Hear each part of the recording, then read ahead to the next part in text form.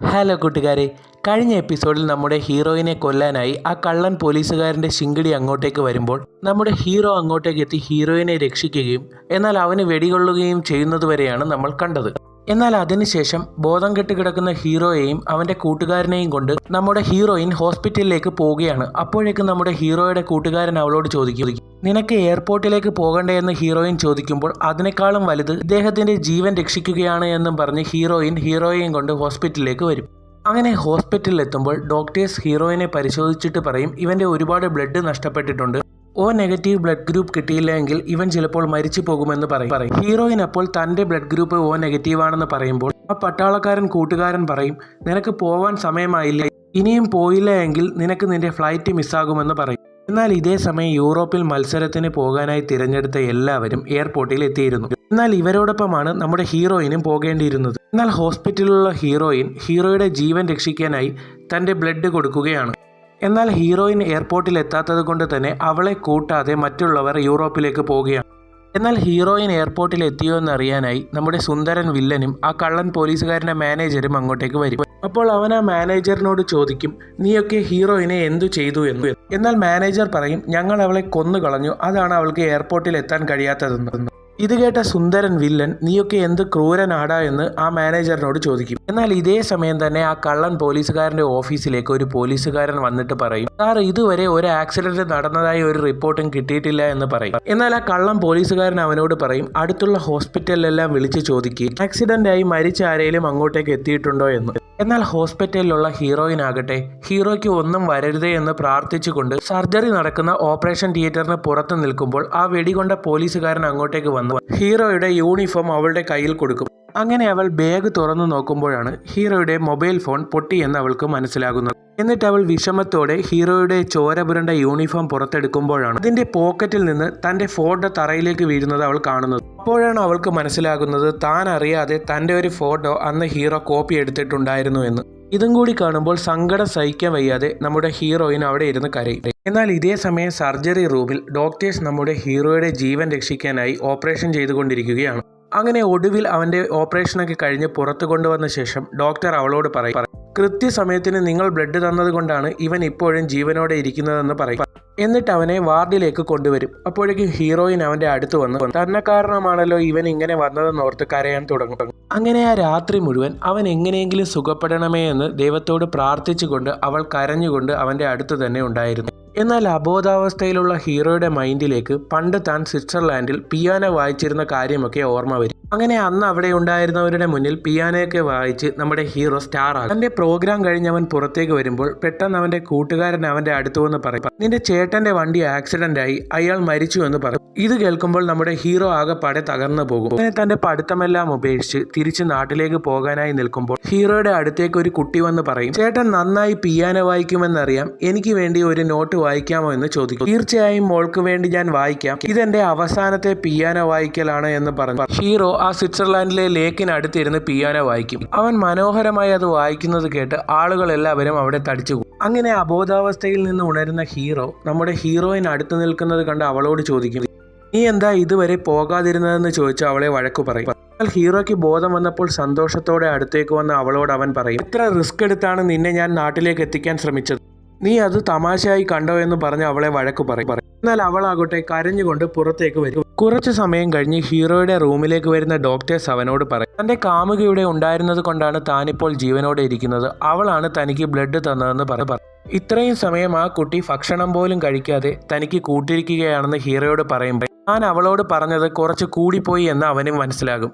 അങ്ങനെ ഹോസ്പിറ്റലിന് പുറത്തു നിന്ന് കരഞ്ഞുകൊണ്ടിരിക്കുകയായിരുന്ന ഹീറോയിന്റെ അടുത്തേക്ക് അവൻ പതിയെ നടന്നു വരും. അപ്പോഴേക്കും ഹീറോയിൻ അവനോട് പറയും, അറിയാതെ നീ എന്തിനാ ഇത്രയും ദൂരം നടന്നു വന്നതെന്ന് ചോദിക്കും. അപ്പോഴും അവൾ കരയുന്നുണ്ടായിരുന്നു. നിന്നോട് ഞാൻ ഒരുപാടധികം കടപ്പെട്ടിരിക്കുന്നു എന്ന് പറഞ്ഞു അവൻ ആ ഹോസ്പിറ്റലിൽ വെച്ച് ഹീറോയിനെ കിസ് ചെയ്യും. എന്നാൽ ആർമി ബേസിലുള്ള ആ കള്ളൻ പോലീസുകാരൻ അപ്പോഴാണ് കാണുന്നത് ഹീറോ കഴിഞ്ഞ ദിവസം ആർമി ക്യാമ്പിൽ നിന്ന് കുറെ അധികം ഗണ്ണും എടുത്ത് പോയിട്ടുണ്ട് എന്ന്. അവൻ എവിടെയോ ജീവനോടെ ഇരിപ്പുണ്ട്, എത്രയും വേഗം അവനെ കണ്ടുപിടിക്കണമെന്ന് കള്ളൻ പോലീസുകാരൻ അവരോട് പറയും. എന്നാൽ അന്ന് രാവിലെ ഹീറോയെ പറ്റി അന്വേഷിക്കാനായി ഹീറോയുടെ ഫിയാൻസിയും അവളുടെ അമ്മയും കൂടി ഹീറോയുടെ ഗ്രാമത്തിലേക്ക് വരും. എന്നാൽ ആ ഗ്രാമത്തിലുണ്ടായിരുന്ന ഹീറോയിന്റെ കൂട്ടുകാരികൾ പറയും, ഇവളെ കാരണമാണ് നമ്മുടെ ഹീറോയിൻ ക്യാപ്റ്റൻ സാറിനെ കല്യാണം കഴിക്കാൻ പറ്റാത്തത് ഇവൾക്ക് എന്തെങ്കിലും പണി കൊടുക്കണമെന്ന് പറയും. എന്നാൽ അവിടെ എത്തിയ ഫിയാൻസിയുടെ അമ്മ അവർക്ക് കുറച്ച് ഗിഫ്റ്റൊക്കെ കൊടുക്കുമ്പോൾ ആ ഗ്രാമത്തിലെ പെണ്ണുങ്ങളെല്ലാവരും അതെല്ലാം മറന്ന് അവർക്ക് വേണ്ട കാര്യങ്ങളെല്ലാം ചെയ്തു കൊടുക്കാമെന്ന് പറയും. ഫിയാൻസിയും ഫിയാൻസിയുടെ അമ്മയും ഗ്രാമത്തിലേക്ക് വന്നത് അവർക്ക് അവിടെ ഒരു കോട്ടേജ് വേണമെന്നും പറഞ്ഞാണ്. അങ്ങനെ സമ്മാനം കിട്ടിയതിന്റെ നന്ദി കാണിക്കാൻ ആ പെണ്ണുങ്ങൾ ഫിയാൻസിക്കും അവളുടെ അമ്മയ്ക്കും അവിടെ ഒരു ഫ്ലാറ്റ് റെഡിയാക്കി കൊടുക്കും. ഇതേ സമയം നമ്മുടെ ഹീറോയിൻ എന്ത് പറ്റിയെന്നറിയാനായി ആ സുന്ദരൻ വില്ലൻ ഹീറോയുടെ വീട്ടിലേക്ക് വരുമ്പോൾ ഫിയാൻസിയും ഹീറോയുടെ വീട്ടിലേക്ക് വരുന്നത് അവൻ കാണുന്നത്. അവൻ അവളുടെ അടുത്ത് വന്ന് ചോദിക്കും, ഇതാണോ നീ കല്യാണം കഴിക്കാൻ പോകുന്ന പയ്യന്റെ വീട് എന്ന്? ഞാനും ആ സാറിനെ കാണാനാണ് വന്നതെന്ന് അവൻ പറയും. എന്നിട്ട് അവൻ അവളോട് പറയും, ഇവിടെ അദ്ദേഹം ഇല്ല എന്നാണ് തോന്നുന്നത്, പുറത്ത് നല്ല വെയിലല്ലേ, നീ വേണമെങ്കിൽ എന്റെ കാറിൽ കയറി ഇരുന്നോളാൻ അവളോട് പറയും. എന്നാൽ ഹോസ്പിറ്റലിലുള്ള ഹീറോയുടെ അടുത്തേക്ക് നഴ്സ് വന്ന് അവന്റെ ടെമ്പറേച്ചർ ചെക്ക് ചെയ്ത ശേഷം പറയും, ഇന്ന് കുറച്ച് പനി കൂടുതലാണെന്ന് പറയും. നഴ്സ് പോയ ശേഷം ഹീറോയിൻ അവനോട് പറയും, ഇന്നലെ സംഭവിച്ചത് നിനക്ക് ഓർമ്മയുണ്ടോ? നീ അബോധാവസ്ഥയിലാണ് എന്നെ കിസ് ചെയ്തതെന്ന് എനിക്ക് നന്നായിട്ട് അറിയാം, അതുകൊണ്ട് നീ അതോർത്ത് വിഷമിക്കണ്ട, ഞാൻ അതെല്ലാം അങ്ങ് മറന്നേക്കാമെന്ന് ഹീറോയോട് പറഞ്ഞു. എന്നാൽ അത് അങ്ങനെയൊന്നുമല്ല, ഞാൻ ബോധത്തോടെ കിസ് ചെയ്തതാണ് എന്ന് അവന് പറയണമെന്നുണ്ടായിരുന്നെങ്കിൽ അവൾ അത് കേൾക്കാൻ നിൽക്കാതെ റൂമിൽ നിന്ന് പുറത്തേക്ക് പോകും. എന്നാൽ അപ്പോഴാണ് അവൻ കാണുന്നത്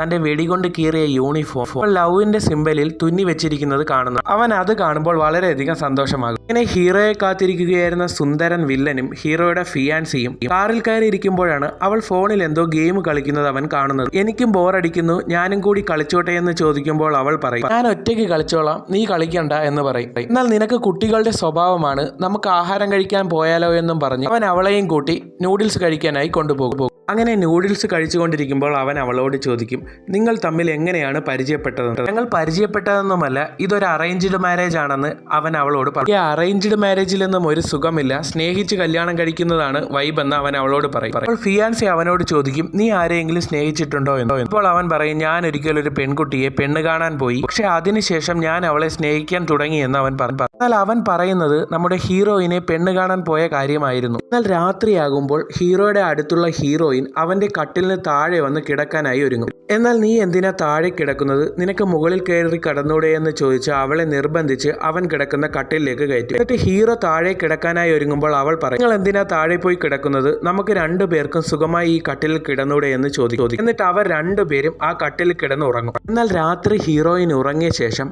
അവൻ സ്നേഹത്തോടെ അവളെ നോക്കിയിരിക്കും. എന്നാൽ അടുത്ത ദിവസം രാവിലെ തന്നെ ആ കള്ളൻ പോലീസുകാരൻ ഹീറോ ഏത് ഹോസ്പിറ്റലിലാണ് ഉള്ളതെന്ന് മനസ്സിലാക്കി എന്റെ പട്ടാളക്കാരെയെല്ലാം വിളിച്ചുകൊണ്ട് ഹീറോയെ അന്വേഷിച്ച് ആ ഹോസ്പിറ്റലിലേക്ക് പോകും. എന്നാൽ ഇതേ സമയം ഹീറോയിൻ ഹോസ്പിറ്റലിലുള്ള ടെലിഫോൺ ബൂത്തിൽ നിന്ന് ആ സുന്ദരൻ വില്ലനെ വിളിച്ച ശേഷം അവനോട് ചോദിക്കും, ഞാൻ ജീവനോടെ ഉണ്ട് എന്ന് നീ എന്റെ ഫാമിലിയോട് പറഞ്ഞോ എന്ന് ചോദിക്കും. എല്ലാം അവരോട് പറഞ്ഞിട്ടുണ്ട്, നീ ഇപ്പോൾ എവിടെയാണ് ഉള്ളതെന്ന് ഹീറോയിനോട് ചോദിച്ച് ഹീറോ ഉള്ള സ്ഥലം അവൻ മനസ്സിലാക്കും. ഇങ്ങനെ ഫോണിൽ സംസാരിച്ചുകൊണ്ടിരിക്കുമ്പോഴാണ് ആ കള്ളൻ പോലീസുകാരൻ അങ്ങോട്ടേക്ക് വരുന്നത് അവൾ കാണുന്നതാണ്.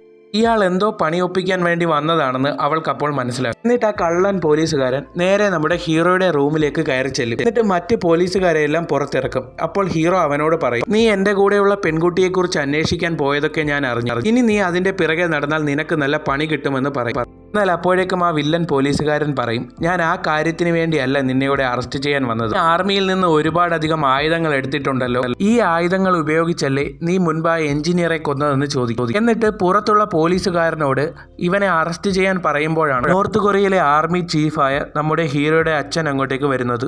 ഹീറോയുടെ അച്ഛനെ കാണുമ്പോൾ തന്നെ ആ കള്ളൻ പോലീസുകാരൻ സല്യൂട്ട് അടിച്ച് വിറച്ചുകൊണ്ട് അവിടെ നിൽക്കും. ഇതേ സമയം പുറത്തുനിന്ന് ഹീറോയിൻ അകത്തേക്ക് കയറി വരുമ്പോഴാണ് അവിടെ നിൽക്കുന്ന നഴ്സുമാർ പരസ്പരം പറയും, ഇത്രയും വലിയ ഓഫീസറുടെ മകനെയാണോ നമ്മൾ ചികിത്സിച്ചത്, അദ്ദേഹത്തെ വല്ലതും കെട്ടുകയാണെങ്കിൽ നമ്മുടെ ജീവിതം രക്ഷപ്പെട്ടു എന്ന് അവർ പറയും. ഇതേ സമയം ഹീറോയിൻ അവിടെയുള്ള പട്ടാളക്കാരുടെ കണ്ണും വെട്ടിച്ച് പേഷ്യന്റിന്റെ വീൽ ചെയറും ഉരുട്ടി അവിടെ നിന്ന് പുറത്തേക്ക് രക്ഷപ്പെട്ടു. എന്നാൽ അപ്പോഴേക്കും ഹീറോയ്ക്ക് വെടികൊണ്ട വാർത്ത അറിഞ്ഞ് ഫിയാൻസിയും അവളുടെ അമ്മയും അങ്ങോട്ടേക്ക് വരും. എന്നാൽ അപ്പോഴാണ് ഹീറോയുടെ റൂമിൽ ഹീറോയുടെ യൂണിഫോമിൽ ലവിന്റെ എംബ്ലം ആരോ തുന്നി വെച്ചിരിക്കുന്നത് അവൾ കാണുന്നത്. എന്നാൽ ഹീറോയുടെ അച്ഛൻ വന്നതുകൊണ്ട് തന്നെ ഹീറോയെ ഒന്നും ചെയ്യാനാവാതെ ആ കള്ളൻ പോലീസുകാരൻ അവിടെ നിന്ന് പോകും. എന്നാൽ അപ്പോഴേക്കും പുറത്തേക്ക് വന്ന ഹീറോയിൻ താൻ വീൽ ചെയറിൽ ഉരുട്ടിക്കൊണ്ടുവന്ന പെൺകുട്ടിയോട് എന്നെ ഹെൽപ്പ് ചെയ്തതിൽ നന്ദി പറയും. അപ്പോഴേക്കും ആ സുന്ദരൻ വില്ലൻ അങ്ങോട്ടേക്ക് വന്ന് ഹീറോയിനെയും കൂട്ടിക്കൊണ്ടു പോകും. എന്നാൽ പാരൻസ് എല്ലാം പോയ ശേഷം ഫിയാൻസി ഹീറോയുടെ അടുത്ത് വന്ന് പറയും, പെൺകുട്ടി ഇവിടെ ഉണ്ടായിരുന്നു എന്ന് എനിക്ക് മനസ്സിലായെന്ന് പറയും. അപ്പോഴാണ് ഹീറോ അവളോട് പറയുന്നത്, നീ എന്നോട് ക്ഷമിക്കണം, എനിക്ക് അവളെ ഇഷ്ടമാണ് എന്ന്. എന്നാൽ അവൾ അവളുടെ മിഷൻ കഴിഞ്ഞു പോകുമ്പോഴത്തേക്കും നിങ്ങൾ അവളെ മറക്കണം, അതുകൊണ്ട് എന്തായാലും ഞാൻ ഈ കല്യാണത്തിൽ നിന്ന് പിന്മാറാൻ പോകുന്നില്ല എന്ന്